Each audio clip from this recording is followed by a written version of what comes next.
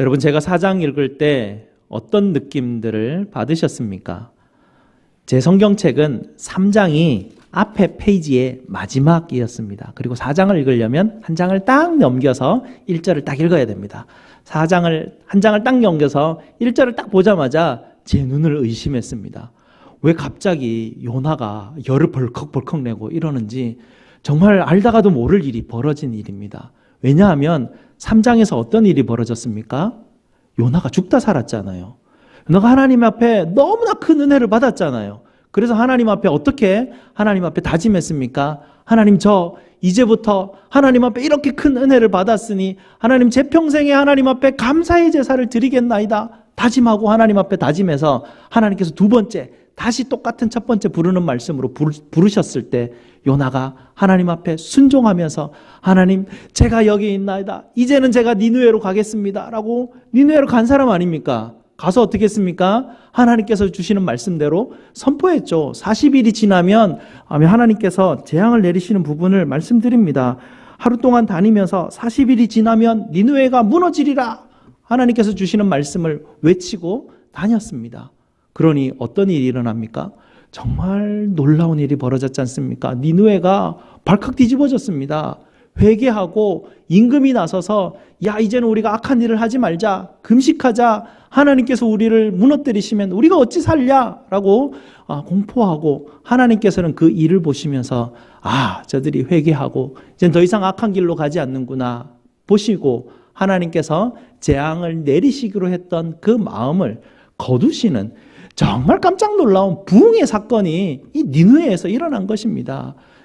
누가 봐도, 누가 생각을 해도 이런 일들이 세계 곳곳에서 일어났으면 참 좋겠다.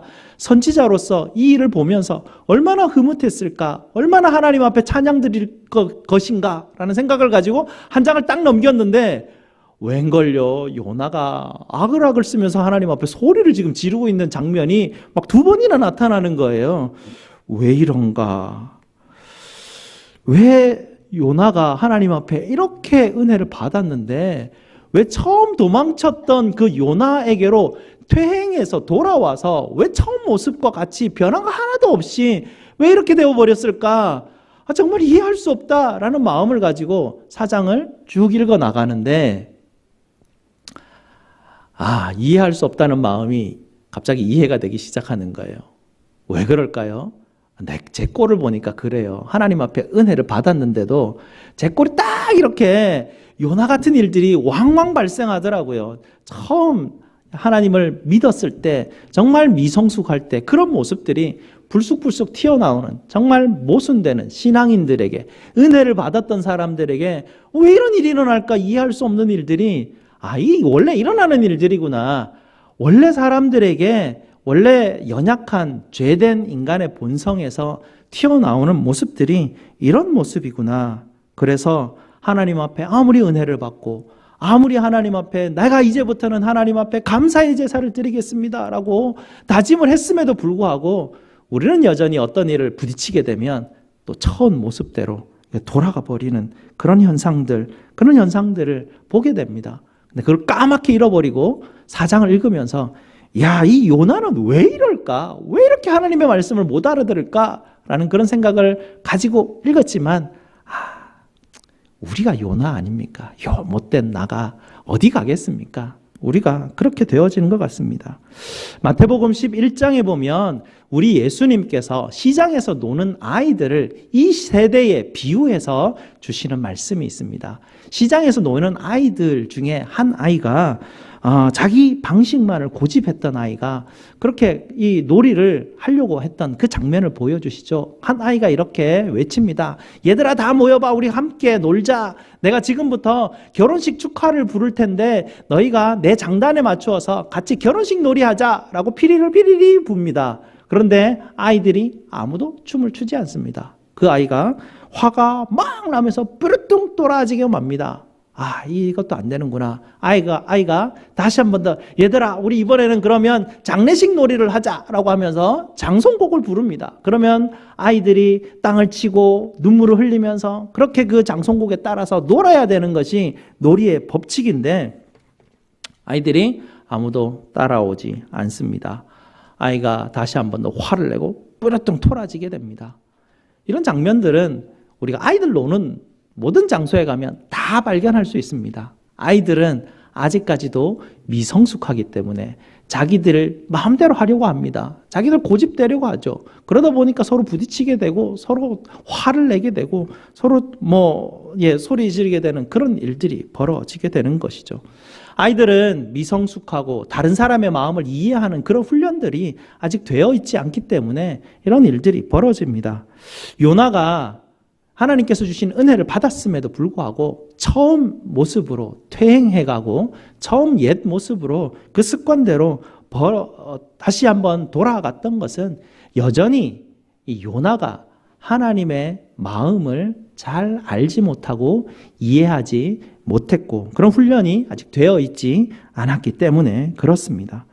이 요나가 하나님 앞에 지금 뭐라고 말합니까? 하나님, 어떻게 저 니느웨 사람들의 기도를 들어줄 수가 있습니까? 하나님, 어떻게 저 나쁜 놈들의 편을 들어줄 수가 있습니까? 하면서 요나가 하나님 앞에 화를 내면서 뿌리뚱 떨어져가지고 이 니느웨 도시 동쪽문을 통해서 나가버리고 동쪽에 있는 어떤 언덕으로 올라가서 니느웨 성이 잘 보이는 곳에 초막을 지어놓고 그 초막에서 고집을 피우기 시작합니다. 하나님, 40일이 지나면 니느웨가 무너지리라 제가 소리치지 않았습니까? 하나님, 저들이 무너지는 꼴을 제가 반드시 보고야 말겠습니다. 제가 여기서 40일을 제가 여기서 기다리고 볼 텐데 하나님 40일 안에 해결해 주십시오. 아니면 저 죽이십시오. 라고 막 이런 땡깡이 어디 있습니까? 이렇게 땡깡 부리면서 지금 초막을 치고 그 앞에 앉아 있는 것입니다. 이런 일들 우리가 다 겪어봤죠. 아이들 데리고 마트 가면 장난감 코너 앞에서 드러눕죠. 드러누워서 자기가 원하는 장난감 사주지 않으면 으아 하고 막 뻗대고 일어나지 않는 그런 모습이 요나의 모습입니다. 이렇게 하나님 앞에 은혜를 받았지만 우리가 이렇게 영적으로 어린아이처럼 이렇게 퇴행하는 모습들이 자주자주 우리에게 발견되곤 합니다. 우리가 하나님의 어린아이니까 어린아이가 행동하는 것 자연스럽다 생각할 수 있지만 아무리 하나님의 어린아이지만 하나님께서는 이 요나를 이 어린아이의 미성숙함으로 그대로 놓아두시지는 않으십니다. 하나님은 요나를 부르셨고 은혜를 부어주셨고 요나의 마음을 만지시기 시작하죠. 그래서 어린아이의 마음 그대로 두는 것이 아니라 이제는 점점점 자라나서 하나님의 마음도 이해하게 되고 주변에 있는 이웃의 마음들도 이해할 수 있도록 어른이 되도록 하나님께서 요나를 인도하십니다.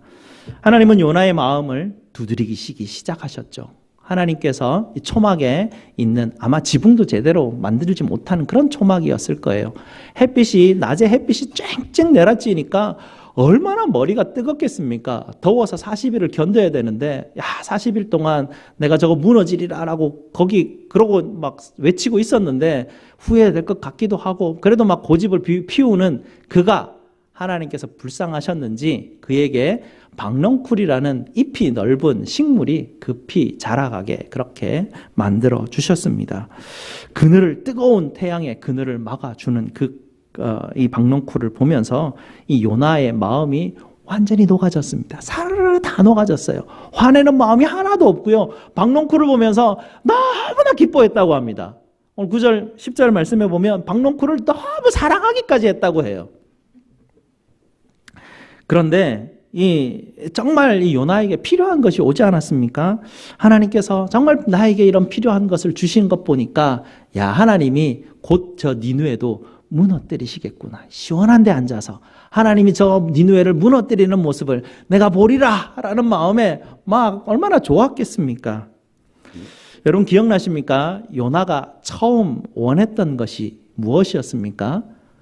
요나가 처음 막 찾아 헤맸던 것이 있었죠. 다시스로 가는 배를 찾았었어요. 그 다시스로 가는 배가 이 요나가 원했던 것입니다. 그 원했던 것이 눈앞에 딱 나타나자마자 이야 하나님이 드디어 뜻을 바꾸셔서 나로 하여금 다시스로 가시게 하셨구나라고 착각하게 만드는 그런 장치였죠. 요나에게 박넝쿨도 있고 다시스로 가는 배도 있습니다. 요나에게 너무나 필요한 것이지만 요나에게 이 너무나 필요한 박넝쿨과 이 다시스로 가는 배가 요나의 마음을 꽉 붙들어 잡았습니다. 그래서 하나님이 인도하시는 그 마음을, 그 길을 눈을 멀게 하고 마음을 닫게 만드는 그런 역할, 절벽과 같은 역할을 하게 만들었습니다. 내가 원하고 내가 사랑했던 그것 때문에 내 마음이 가로막혀서 다른 사람의 마음도 보지 못하고 하나님의 마음도 보지 못하는 그런 일이 일어나는 것이죠. 하나님은 이렇게 요나에게 요나의 마음을 막고 있는 것이 무엇인지, 요나가 그토록 붙들려고 하는 것이 무엇인지를 반복해서 자꾸 보여주시는 사건, 보여주시고 있죠. 그렇게 요나가 그토록 사랑하는 것으로 인해서 하나님이 보여주시고 싶은 것을 볼 수 없다라는 것을 깨닫게 하십니다. 하나님께서는 주셨던 박넝쿨을 그 다음날 아침에 거두어 가시죠. 벌레를 보내셨어요. 그래서 박넝쿨을 깔아먹게 하시고 말라지게 합니다. 아침이 됐는데 머리가 너무 뜨거워요. 그래서 눈을 부비고 일어났는데 박넝쿨이 사라져버린 거예요. 그러면서 막 너무 뜨거워요. 그런데 갑자기 뜨거운 동풍이 막 불어오기 시작하는데요. 야, 이 상황 가운데 이 뜨거운 동풍과 머리에 내려쬐는 이 태양 때문에 정신이 혼미해져서 너무 힘든 상황에서 요나가 또 어떻게 합니까? 또 소리 지르고 하나님 앞에 화내고 하나님 이게 뭡니까? 라고 소리치는 이 요나의 모습을 봅니다. 하나님이 지금 요나와 함께 왜 이런 게임을 지금 하고 있습니까? 왜 하나님께서 그늘을 주셨다가 또 하루는 뜨거운 햇빛 아래 하나님께서 두셨습니까? 하나님은 요나가 그가 가지고 있는 그 최대한 그 지점, 그 인간이 가지고 있는 최대한의 어떤 죄성의 지점까지 몰아가시면서 그가 어떤 존재인지를 하나님이 보여주시기를 원하셨습니다. 여러분이 만약에 요나의 친구였다면 그 요나의 어깨를 붙잡고 여러분이 이렇게 말했을 겁니다. 야, 너는 하나님이 이 모든 일을 통해서 너에게 뭘 자꾸 말씀하고 보여주시려고 하는데 너 보이지 않냐? 라고 여러분 꼭 막 말씀해주고 싶은 마음이 들지 않습니까? 하나님께서 이 요나서에 보게 되면 하나님의 섭리하시는 장면들이 나타납니다. 특별히 예비하사라는 단어를 가지고 동사를 4번을 반복해서 가르쳐 주는데요. 1장 17절에 큰 물고기를 예비하사, 4장 6절에 박넝쿨을 예비하사, 4장 7절에 벌레를 예비하사, 4장 8절에 뜨거운 동풍을 예비하셨으니, 이 예비하셨다라는 하나님의 섭리하시는 그 말씀, 섭리하시는 그 어떤 부분들을 이야기해 주고 계십니다. 이 섭리를 통해서 하나님은 요나의 마음을 자꾸 흔드시고 두드리시고 마음문을 여시려고 하나님께서 그렇게 지금 작업을 하고 계십니다. 마음문을 열고 내게 가까이 오라라고 하나님께서 요나를 부르시고 계시죠. 하나님이 요나에게 질문하십니다.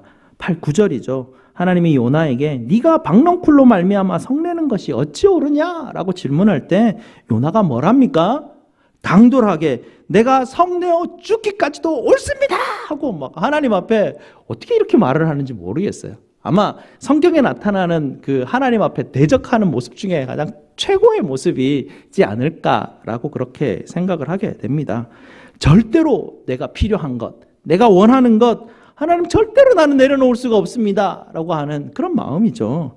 이렇게 굳게 닫힌 마음으로는 아무리 하나님 앞에 은혜를 받아도 하나님 앞에 나아가서 감사의 제사를 드리겠다라고 고백을 하지만 닫힌 마음으로는 아무것도 할 수 없음을 하나님께서 요나에게 보여주십니다. 이 닫힌 마음을 가지고는요, 하나님을 만날 수도 없고 이웃을 만날 수도 없어요. 하나님이 말씀하시지만 무슨 말씀인지 깨닫지도 못하게 되는 것이죠. 그래서 하나님께서는 요나의 마음을 두드리십니다. 마지막으로 10절과 11절에 하나님께서는 요나의 마음을 강타하시는 마음을, 요나의 마음을 완전히 흔들어 버리시는 말씀을 주고 계시죠.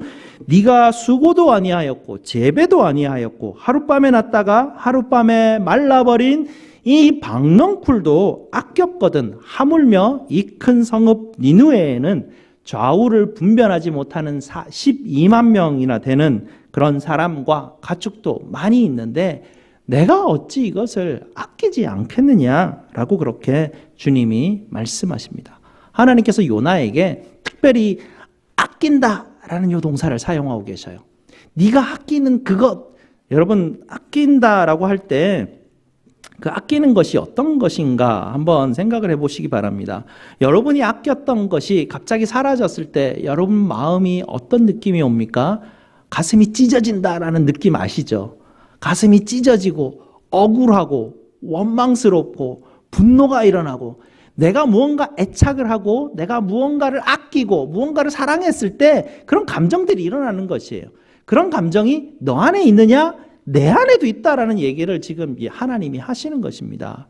네가 심지도 않고 네가 재배하지도 않고 하룻밤에 났다가 하룻밤에 죽어가는 그것조차 그 물질 하나 붙들고 네가 그렇게 아끼고 안타까워하고 마음 아파하는데 이 성에 12만 명이나 되는 사람을 두고 내가 어찌 이들을 사랑하고 아끼지 않을 수 있겠냐. 나도 저들을 보면 마음이 아프다. 나도 저들이 하나님 앞에 하나님을 모르고 회개하지 않고 저렇게 살아가는 좌우를 분별하지 못하는 저 무지한 저 백성들이 내 마음을 얼마나 찢어내는지 얼마나 안타깝게 여기는지 내가 저들을 너무나 아낀다 라고 하나님은 요나에게 그렇게 하나님의 감정을 하나님의 마음을 드러내고 계십니다. 하나님은 여러분의 마음 문도 인생을 통해서 굉장히 자주 두드리셨을 것입니다. 때로는 큰 물고기를 여러분에게 예비하실 때도 있었고, 때로는 여러분에게 박넝쿨도 예비하실 때도 있었고, 때로는 여러분에게 벌레를 예비하시고 또 뜨거운 동풍을 예비하실 때도 있었을 것입니다. 그럴 때마다 우리는 하나님께서 주시는 음성을 우리는 어떻게 대합니까? 마음이 열립니까? 아니에요. 더 굳게 닫혀요. 막 확 이렇게 닫힙니다. 뜨거운 바람이 막 부니까 안 뺏기려고 더 막 부여잡죠. 그게 우리의 마음입니다. 마음이 더 닫힙니다. 마음이 더 닫히니까 하나님의 말씀도 더 안 들어오게 되고 주변에 있는 사람들과도 마음이 나누어질 리가 없는 것이죠. 하나님이 이렇게 밀어붙이는 것은 끝까지 우리의 본성이 얼마나 우리 것을 놓기를 원하지 않는지, 내가 아끼는 것을 포기하지 않으려고 하는지에 대한 마음을 우리에게 보여주시려고 하는 것입니다. 요나 보시면서 답답하시죠? 왜 이 사람은 이렇게 말을 하는데 이해도 못하고. 여러분 이스라엘 백성들 보면 답답하시잖아요. 하나님이 그토록 얘기하시는데 왜 이렇게 못 알아듣고 깨닫는지. 하지만 다 우리의 모습이거든요. 하나님이 그토록 평생을 통해서 여러분에게 말씀을 전하지만 우리가 왜 그렇게 그 말씀을 깨닫지 못하는지, 왜 그렇게 은혜를 받았음에도 불구하고 하나님의 마음을 잘 모르는지, 그런 모습들 여전히 우리는 요나인 것이 확실한 것 같습니다. 우리는 우리 마음대로 하고자 하는 충동이 우리 마음에 있습니다. 잘 모르는 사람들끼리 만나면 이런 충동이 잘 드러나지 않아요. 왜냐하면 잘 모르는 사람이니까 그냥 예의범절 차리잖아요. 잘 해줘요. 잠깐 만나고 끝나니까 그렇게 불편하지 않아요. 그렇게 애를 많이 쓰여지지도 않고요. 그런데 오랫동안 같은 장소에서 있게 되면 이런 충동을 숨기기가 참 쉽지가 않습니다. 3년 동안 신학교를 다닙니다. 기숙사에서 같이 지내게 되거든요. 3년을 같이 지내게 되면 온갖 사람들이 다 있지 않습니까? 막 부딪히게 되고 뭐 여러 가지 일들이 발생을 하게 됩니다. 수도원은 또 어떻습니까? 이 수도사들이 무슨 마음으로 수도원에 모여서 그들이 그 앞에서 하나님 앞에 날마다 자기를 수련하고 예배를 드리겠습니까? 감옥도 마찬가지죠. 거기도 사람들이 같은 장소에서 오랫동안 같이 머물게 됩니다. 이렇게 신학교나 수도원이나 감옥이나 어디든지 오랫동안 한 장소에서 생활을 하게 되면 서로가 관계가 정말 어린아이와 같은 관계로 점점점 변하게 되는 것, 이것이 그냥 이치입니다. 그래서 어린아이들과 같이 정말 사소한 문제에도 목숨을 거는 일들이 이런 구성원들에게서는 일어나게 되는 것이죠. 수도사들이 수도원에서 그 훈련하는 동안 뭐 침묵 훈련도 그렇게 힘들지 않습니다. 그들이 금식도 그렇게 힘들지 않아요. 날마다 예배 드리는 것 별로 힘들지 않습니다. 그들이 봉사하고 일하는 것 그렇게 힘들지 않아요. 하지만 이 수도사들이 제일 힘들다라고 고백하는 것이 무엇이냐면 동료 수도사들과 함께 지내야 되는 것. 이게 제일 힘든 거예요. 너무나 힘든 겁니다. 서로의 마음이 다 부딪히거든요. 다 자기 고집들이 있고 뭐 아무리 수도한다 해도 이 요나와 같이 옛 우리 첫 마음으로 막 이렇게 퇴행하는 모습들을 다 가지게 됩니다. 여러분, 한 교회에 오랫동안 다니는 것, 수도원에서 훈련하는 것만큼이나 쉽지 않은 일입니다. 이렇게 한 교회에 오랫동안 다니는 것은 수도원에서 수도사들이 겪는 그 가장 힘든 일을 당연히 겪게 되는 것이죠. 그런 일들은 너무나 자연스럽게 겪게 되는 것입니다. 왜 우리에게 이런 일이 벌어질까가 아니라 우리 교회만 일어나는 독특한 그런 일이 아니라 우리가 너무 훈련이 안 되어서 일어나는 일이 아니라 원래 같은 장소에 너무 오랫동안 함께 있으면 이런 일들이 벌어지게 되는 것입니다. 그러다 보면 점차 마음이 상하게 되고 마음에 벽이 놓이게 되고 갑자기 나의 니느웨가 생기게 됩니다. 니느웨가 생기는 거 어쩔 수 없이 일어나는 일인 것이죠. 이런 일들이 일어나고 있는데 하나님께서는 우리에게 찾아오셔서 마음을 두드리시고 계시죠. 마음을 두드리시면서 하나님이 우리에게 말씀하실 때 어떻게 합니까? 야, 너는 내가 니느웨를 사랑하라고 그렇게 명령을 했는데 너는 왜 이웃을 사랑하지 않느냐? 이렇게 하나님이 찾아오셔서 요나에게 처음 막 이렇게 요구하지 않으셔요. 하나님이 요나에게 어떻게 합니까? 아낀다라는 것이 무엇인지를 요나에게 가르쳐 주셔요. 그 마음에서 일어나는 감정들이 어떤 감정들이 일어나는지 박넝쿨을 통해서 가르쳐 주시지 않습니까? 그와 같이 내가 니느웨를 그것보다 훨씬 더 많이 아낀다라는 것을 보여주셔요. 아, 내게 대한 나의 니느웨, 내가 가장 가기 싫어하는 니느웨를 하나님이 내가 아낀다라는 것을 가르쳐 주시면서 그렇게 저도 아끼시는구나라는 것을 하나님이 보여주시고 하나님의 마음을 네가 좀 알아줘봐라 라고 하나님이 요나에게 지금 말씀하고 계십니다. 하나님이 나를 사랑하시는 것도 마찬가지입니다. 하나님이 나를 아끼시는 것도 마찬가지예요. 내가 뭔가 아끼는 박넝쿨 그거 한번 사라졌을 때 내 마음이 찢어지고 내 마음이 너무나 안타깝고 너무나 원통할 때의 그 마음 그대로 그것보다 비교할 수 없을 정도로 하나님은 나를 사랑하시고 나를 애착하시고 나를 붙드시고 나를 아끼신다라는 그 마음을 우리에게 보여주시기를 원하시는 것이에요. 하나님은 나를 사랑하는 것과 같이 니느웨도 그렇게 아끼시고 사랑하신다라고 우리에게 말씀하고 계십니다. 하나님은 우리에게 하나님의 마음을 좀 알아달라는 것이죠. 그리고 그 하나님의 마음을 통해서 그 마음으로 니느웨를 좀 바라봐라라는 것입니다. 니느웨를 그냥 보지 말고 하나님의 마음을 통해서 니느웨를 바라보라라고 그렇게 요나에게 도전하고 계십니다. 하나님은 요나를 포기하지 않으십니다. 요나가 성숙하기까지 건강한 어른으로 성숙한 하나님의 나라의 건강한 하나님의 백성으로 자라가시기를 원하십니다. 그래서 끊임없이 하나님은 요나를 찾아오셔서 요나를 훈련시키시고 격려하시고 위로하시는 분이 하나님이십니다. 하나님은 오늘 이 말씀을 가지고 우리에게도 동일하게 도전해 주십니다. 10절과 11절 말씀을 해주시고 난 이후에 요나의 답변이 없습니다. 요나서는 이렇게 끝이 납니다. 하나님께서 요나에게 세 번째 찾아오셔서 세 번째 요나에게 부르십니다. 내 마음이 이런데 너 이제 어떻게 할 거냐? 라고 다시 한 번 더 하나님께서 요나를 부르시고 계시죠. 요나가 하나님의 이 부르심에 어떻게 대답했을까요? 순종하며 하나님 앞에 또다시 나아왔을까요? 아니면 화가 막 미쳐서 이제 다시는 하나님 나 이제 선지자노릇 안 할 거예요 하고 삐져가지고 도망가 버렸을까요? 알 수 없습니다. 이 말씀은 이제는 우리에게까지 주어졌습니다. 여러분은 어떻게 대답하시겠습니까?